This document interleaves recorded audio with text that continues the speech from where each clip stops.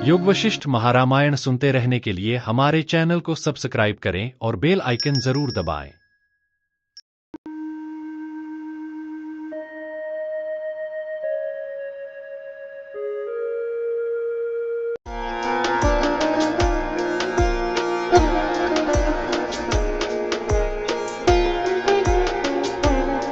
योग वशिष्ठ महारामायण सर्ग 19 स्थिति प्रकरण। उपासनाओं के अनुसार फल की प्राप्ति, ज्ञानोपाय से सत्य आत्मा में अवस्थान और जागृत, स्वप्न, सुषुप्ति तथा तुरीय अवस्था में स्थिति का वर्णन। यदि जीवों के अंदर जीव परंपरा की कल्पना की जाएगी तो बाह्य जीव ही आंतर जीवों के अधिष्ठान होंगे। इस तरह आंतर जीवों की मुक्ति स्वाधिष्ठान भूत बाह्य जीवात्म भाव चिंतन से बाह्य जीवात्म भाव प्राप्ति द्वारा बाह्य जीवों के अधिष्ठान भूत ब्रह्मात्म भाव बोध का उदय होने पर बाह्य जीवों की मुक्ति से ही सिद्ध हो सकती है, न कि साक्षात ब्रह्मात्म भाव बोध से उनकी मुक्ति सिद्ध हो सकती है। क्योंकि जीवों के मध्य में ब्रह्म सत्ता के असन्निधान से अधिष्ठान स्वरूप आंतर जगत बीजता का ब्रह्म में असंभव है। यदि आंतर जगत बीजता का ब्रह्म में संभव हो तो सभी आंतर बाह्य जीव तुल्य ही है। जीवों के अंतरत्व की कल्पना असंभव हो जाएगी। ऐसी आशंका करके जीवोदरवर्ती जगत जालों का भी ब्रह्म ही अधिष्ठान बीज है, यह सिद्ध करते हैं। श्री वशिष्ठ जी ने कहा, हे श्री रामचंद्र जी, जीवों का अधिष्ठान रूप बीज ब्रह्म ही सब जगह आकाश की भांति स्थित है। सब जगह स्थित होने के कारण ही जीवोदरवर्ती जगत में भी अनेक जीव स्थित हैं। जैसे केले के पत्ते एक के भीतर एक रहते हैं और जैसे धरातल के गर्भ में नाना प्रकार के कीड़े रहते हैं, वैसे ही आनंद घन एक अवकाश रहित आत्म स्वरूप होने के कारण जीव के भीतर भी अनेक जीव जातियां रहती हैं। एक के भीतर एक, उसके भी भीतर एक, इस परंपरा की कल्पना में दृष्टांत केले के पत्ते दिए हैं। एक के भीतर अनेक की स्थिति कल्पना में दृष्टांत धरातल के कीड़े दिए गए हैं। यदि कोई कहे आंतर और बाह्य सभी जीवों का समान ही अधिष्ठान है, ऐसी स्थिति में आंतरत्व की कल्पना निर्मूल है। इसका क्या परिहार है? इस पर कहते हैं, जैसे ग्रीष्म काल में शरीरांतरवर्ती मल और पसीने के कारण जो कृमि उत्पन्न होते हैं, वे शरीर के मल या पसीने के भीतर ही होते हैं। उसी दृष्टांत से शुद्ध चित्त भी आंतर अथवा बाह्य जो जहाँ पर दृश्य होता है उसका भोक्ता जीव वहाँ पर हो जाता है। अथवा पुरुष के पूर्व जन्म के प्रयत्न रूप कर्म से सब व्यवस्थाओं की सिद्धि होती है। इस आशय से कहते हैं, वे जीव अपनी सिद्धि के लिए जैसे जैसे प्रयत्न करते हैं, शीघ्र ही विविध प्रकार की उपासना के क्रम से वैसे ही हो जाते हैं। कर्म और उपासना के तारतम्य के अनुसार देवताओं के सायुज्य में भी तत् देवता रूपी जीवों के भीतर ही तारतम्य रूप से भोग की प्रसिद्धि शास्त्र रूप प्रमाण से सिद्ध है। इस आशय से कहते हैं, देवताओं की पूजा करने वाले देवताओं को प्राप्त होते हैं, यक्षों की पूजा करने वाले यक्षों को प्राप्त होते हैं और हिरण्यगर्भ और परब्रह्म की उपासना करने वाले हिरण्यगर्भ और परब्रह्म को प्राप्त होते हैं। इनमें से किसको प्राप्त करना चाहिए? इस पर कहते हैं, जो तुच्छ न हो यानी सर्वोत्तम हो, उसी का आश्रय करना चाहिए। भार्गवोपाख्यान भी पूर्वोक्त अर्थ में दृष्टांत है, ऐसा कहते हैं। जो प्रथम दृष्ट अप्सरा रूप दृश्य से चित्त के स्वभाववश शीघ्र बद्ध हो गया था, वह भृगपुत्र अपनी संवित के अर्थात ज्ञान के निर्मल हो जाने से मुक्त हो गया। इसी तरह यह अव्युत्पन्न मूढ़ संवित जैसी व्युत्पत्ति से युक्त की जाती है वैसी ही हो जाती है। इसलिए इसे वास्तविक ब्रह्म रूप से ही व्युत्पन्न करना चाहिए, मिथ्या जीव आदि भाव से नहीं। इस आशय से उपसंहार करते हैं। यह बाल संवित संसार के व्यसन तथा संताप से जब तक मलिन न हुई हो उसके पहले ही सर्वप्रथम जिस भाव को प्राप्त होती है तद्रूप हो जाती है, कोई अन्य वस्तु नहीं होती। संवित कब बाल रहती है और कब प्रौढ़ रहती है, यह विशेषता जानने के लिए जागृत और स्वप्न दशाओं की विलक्षणता का हेतु श्री रामचंद्र जी पूछते हैं। श्री रामचंद्र जी ने कहा, हे भगवान, जागृत और स्वप्न दशाओं का भेद आप कहिए और यह भी बतलाइए कि प्रत्यक्ष के अवभास में कोई विशेषता न रहने पर भी जागृत किस कारण से सत्य व्यवहार का हेतु होता है और स्वप्न जागृत के आकार का भ्रम कहा जाता है। बार बार संवाद युक्त प्रतीति से प्राप्त स्थिर प्रतीति की योग्यता ही जागृत के पदार्थों में सत्य व्यवहार की हेतु है। इस तरह श्री वशिष्ठ जी समाधान करते हैं। श्री वशिष्ठ जी ने कहा, हे वत्स श्री रामचंद्र जी, जो स्थिर प्रतीति से युक्त होता है उसे जागृत कहते हैं और जो अस्थिर प्रतीति से युक्त होता है वह स्वप्न कहा गया है। यदि स्वप्न भी कालांतर में स्थित है तब तो जागृत रूप होने से क्षणमात्र में यह जागृत ही है, यह प्रत्यक्ष अनुभव से ही दृष्ट हो जाएगा। यदि जागृत भी कालांतर में स्थित नहीं है तो वह स्वप्न ही है। इस तरह जागृत स्वप्नता को और स्वप्न जागृत भाव को प्राप्त होता है। स्थिरता और अस्थिरता के बिना जागृत और स्वप्न की दशाओं में भेद नहीं है, क्योंकि इन दोनों दशाओं में संपूर्ण अनुभव सदा सब जगह समान ही होता है। स्वप्न भी स्वप्न के समय में स्थिर होने के कारण जागृत भाव को प्राप्त होता है और जागृत के मनोरथ भी जागृत के समय में अस्थिर होने से स्वप्न ही है, क्योंकि वैसा बोध होता है। स्वप्न भी हरिश्चंद्र के 12 वर्ष वाले स्वप्न की भांति जिसकी स्थिरता जागृत बुद्धि से ग्रहण करने योग्य हो वह जागृत रूप हो जाता है। तो वह स्वप्न कैसे हुआ, इस पर कहते हैं, उसमें स्वप्नता तो स्वप्न बुद्धि से है, क्योंकि स्वप्न रूप से ही उसका ज्ञान स्थिर था। जब तक जो वस्तु स्थिर समझी जाए तब तक वह जागृत कही जाती है। क्षण मात्र में उसका भंग होने पर वह जिस प्रकार स्वप्न हो जाता है उसे सुनिए। प्रतिज्ञात विषय के वर्णन की भूमिका के रूप में स्वप्न दृष्टा की जीव की सत्ता को सिद्ध करते हैं। हे श्री रामचंद्र जी, इस शरीर के भीतर जीव वस्तु विद्यमान है जिससे लोगों का जीवन रहता है। येन जीव्यते, इससे यह दर्शाया कि जीवित रहना ही जीव के अस्तित्व में प्रमाण है।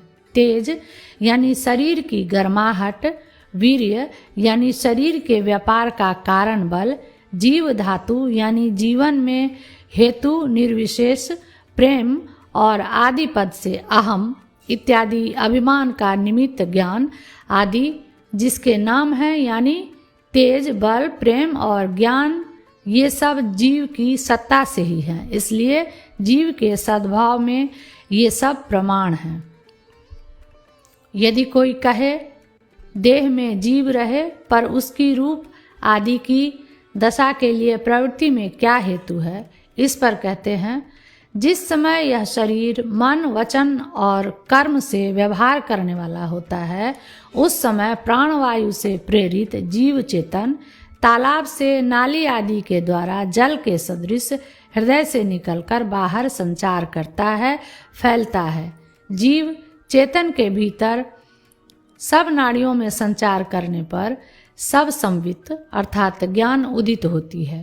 पहले अनुभूत होने के कारण संवित, जिसमें जगत रूप भ्रम अंदर छिपा हो, ऐसे चित्त को प्राप्त होती है, यानी उनमें वासनाओं की उत्पत्ति होने के कारण स्वप्न देखती है।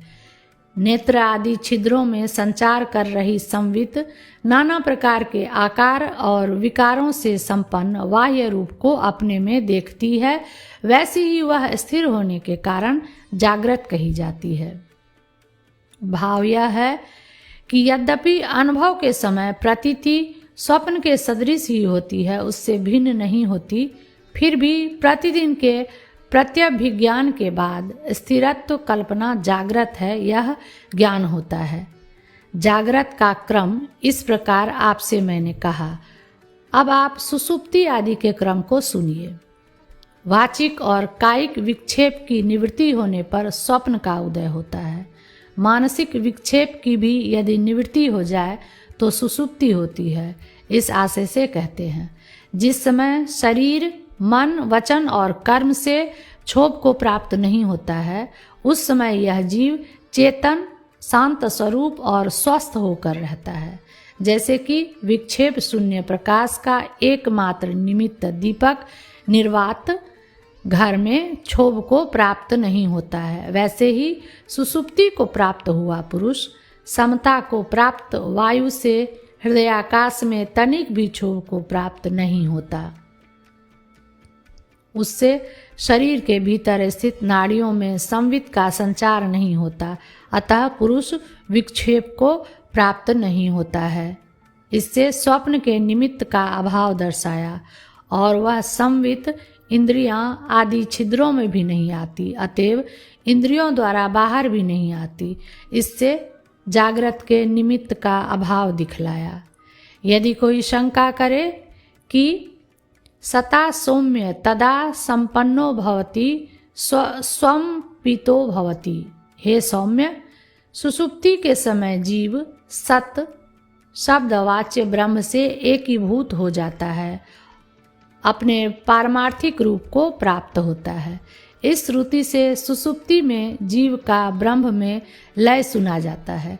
फिर उस समय आप जीव की दीप के तुल्य स्थिति कैसे कहते हैं? इस पर कहते हैं, मैं जीव हूँ।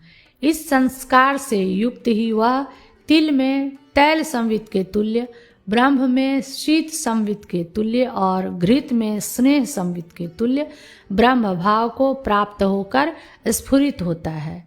यदि शंका हो कि तब तीर्णो ही तदा सर्वाच्छोकान हृदयस्य भवति, हृदय में स्थित बुद्धि से सब शोकों को तर जाता है।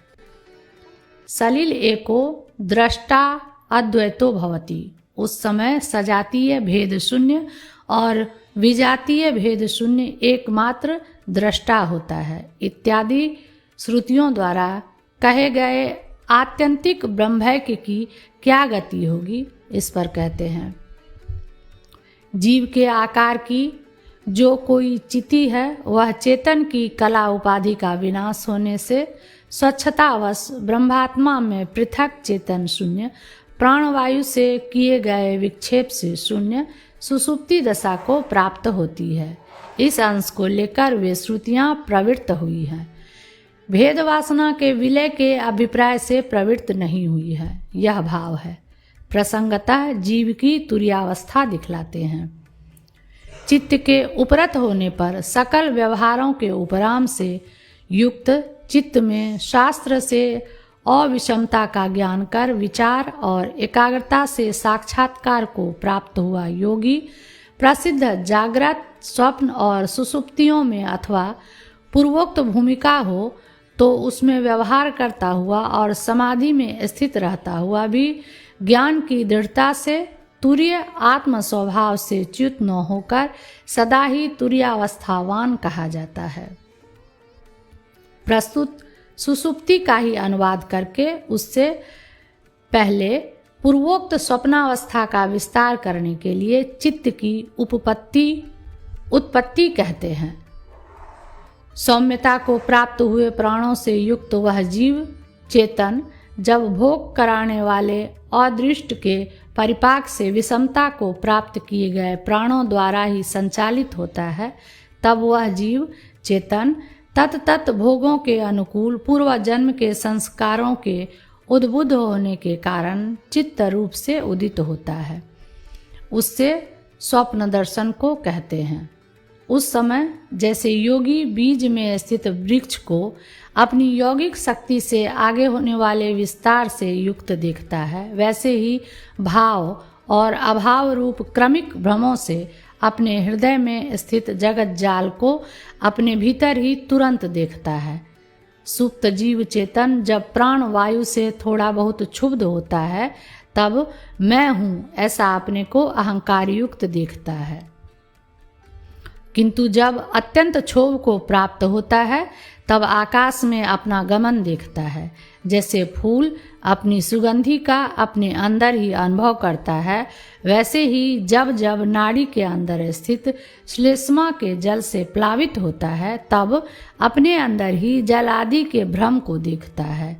जब यह जीव चेतन नाड़ी के अंतर्गत पित्त से आक्रांत होता है तब बाहर की तरह संपूर्ण ग्रीष्म आदि के भ्रम का अपने अंदर ही अनुभव करता है। नाड़ी के अंदर स्थित रुधिर से आप्लावित होकर गेरु आदि धातुओं से व्याप्त प्रदेशों को और लाल बादलों से भरे हुए संध्या आदि कालों को बाहर के सदृश अपने अंदर ही देखता है। अनुभव रूप होने से उन्हीं में निमग्न हो जाता है। वह जीव चेतन जिस जिस वासना का सेवन करता है, यानी जिस वासना से वासित अंतःकरण वाला होता है, निद्रावस्था में उसी वासना को प्राणवायु से क्षुब्ध होकर नेत्र आदि छिद्रों से बाहर के पदार्थों की तरह अपने अंदर देखता है। प्राणवायु से भीतर ही क्षुब्ध हुआ, अतएव इंद्रिय छिद्रों पर अपने आक्रमणों से रहित जीव अपनी संवित से आंतर पदार्थों का तुरंत अनुभव करता है।